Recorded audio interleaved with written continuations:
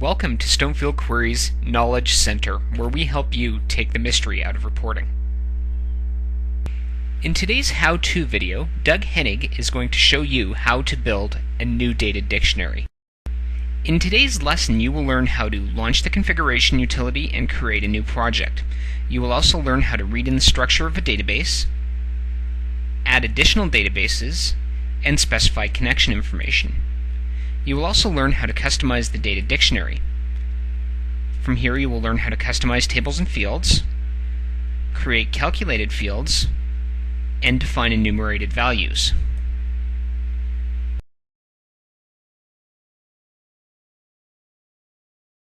Unlike our custom versions of Stonefield Query, such as Stonefield Query for Goldmine, Stonefield Query for ACT, Stonefield Query for Sage ACTPAC ERP, the Stonefield Query SDK is not specific for a particular application. You can use our SDK to configure Stonefield Query to work with any application's database. Let me show you what it takes to set up a project in Stonefield Query. Step 1 is to launch the Stonefield Query configuration utility. We're going to tell it to create a new project. So I'm going to click on the New Project button in the toolbar. We then pick a folder where we want the Stonefield Query project files to go.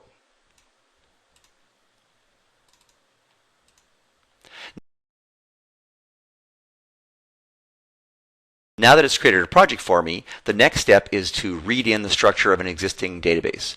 Under the Objects menu, choose Add Database, and select your database connection information. If you're using an ODBC DSN, you can simply choose it from the drop-down list. If you'd rather type a connection string, you can do that instead. If you want to use an OLADB provider, you can either type the connection string or click on the Build button to bring up a dialog where you can visually build that connection information.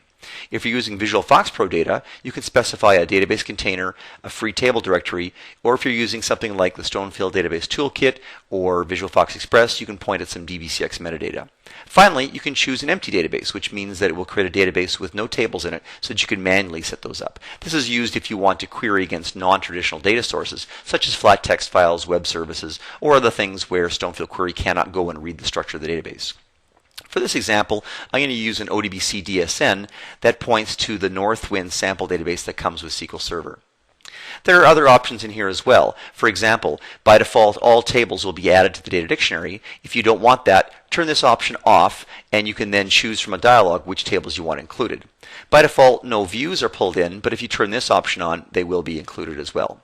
Now that I have my options set, I'm going to choose OK. And what the configuration utility is doing now is reading in the Northwind SQL Server database structure. It's pulling in all the tables, fields, relationships between tables, descriptive names for tables and fields, and so on. Now, one of the things that I found along the way was that there's actually a self-join in the employees table. I won't go into detail about how this works, but essentially Stonefield Query wants to create a subtable of the employees table that will contain manager information, and it wants to know what I want to call that. So I'll call it managers. All right, so now here is the Northwind database that Stonefield Query has read in. Here are the tables that are in that database. If we drill down a little bit, we can see these are the fields in the customers table. It knows, for example, that the company name field is a 40-character varchar with a descriptive name of company name. It also read in relationships, so it knows, for example, that the customers table joins with the orders table by matching on the customer ID field in each table. The next step is customizing the data dictionary. And there are several things you might want to do here. If Stonefield Query didn't read in any descriptive names or relationships, you might take the time to do that now by putting in, for example, a descriptive caption for each field or defining your relationships here in the data dictionary. Other kinds of things you can do are, for example, to make certain tables non-reportable. Some of these tables are here for reporting purposes. I don't want the user to be able to query on them, so I just simply turn off reportable. And you can see by the red X in the list that these tables won't show up in Stonefield Query. You can do the same thing at the field level. For example, in my customers table, the customer ID field is a primary key. If the user never sees that in their application, they probably don't want to see it in Stonefield Query either. So we can make that field non-reportable as well. Now this is an all or nothing thing. Either all users can see these tables and fields or no users can. We also support role-based security at the data dictionary level, and I'll get into that in another webinar. We can also do things such as creating calculated fields. For example, the order details table is a normalized table. We have unit price and quantity fields. We don't have a total price field. Of course, the user will certainly want a query on that, so we'll go and create one now in the data dictionary. Under the Objects menu, I'll choose Create Field. Now note that this is not a create a field in your table. This is something that's stored in the data dictionary only. We'll call this Total Price. It'll be a currency field. We'll give it a caption of Total Price. The difference between caption and heading is that the caption is the name that appears in the Stonefield query dialogues, whereas heading is the default column heading for a particular report. By the default, they're the same, but they could be different. I could use an abbreviation for here, for example, and maybe even specify a two-column, two-line high heading. By default, I want dollar signs displayed, and I want commas every 3 places and 2 places after the decimal. Now, on the calc page, I have to tell Stonefield Query what the output expression or the formula that's used to calculate the value for this field. I'll just click on the expression builder to bring up the dialog where I can very easily choose the fields for that. So I want unit price times quantity. And I choose OK, and now here's my new calculated field. We can see by the icon in the list that it's not a true field, it's a little calculator. Other kinds of customization we can do are to define that certain fields contain enumerated values. We see this in accounting systems a lot, for example, where invoice status might have P for posted, I for invoiced, V for voided, things like that. In this case, we have a ship via field that is an integer field. It contains values like 1, 2, or 3, where 1 means FedEx, 2 is UPS, and so on. So the problem is if the user queries on this field, they're going to see a 1, 2, or a 3. So on the special page, we'll tell Stonefield Query that this field contains enumerated values, and we'll define a 1 as FedEx, a 2 as UPS, and a 3 as mail. So the user will never see a 1, 2, or 3 in the Stonefield Query. They'll only see FedEx, UPS, or mail. In my products table, I have a category ID field that's a foreign key to the categories table.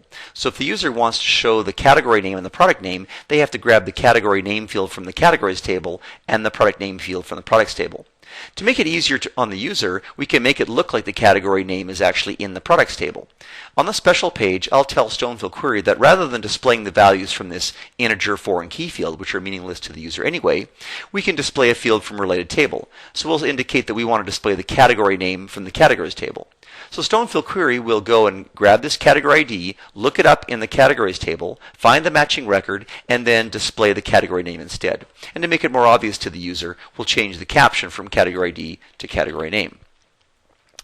So you can continue with this kind of customization of the data dictionary, doing things like creating virtual tables, creating calculated fields, scripting your tables and fields, and so on. Those are all topics for another webinar. So I hope you enjoyed seeing how easy it is to set up Stonefield Query with your custom database, and good luck in working with Stonefield Query. In today's lesson, we learned how to launch the configuration utility and create a new project, read in the structure of a database, add additional databases, specify connection information. We also learned how to customize the data dictionary. In here, we learned how to customize tables and fields, create calculated fields, and define enumerated values. Thank you for watching today's presentation with Doug Hennig.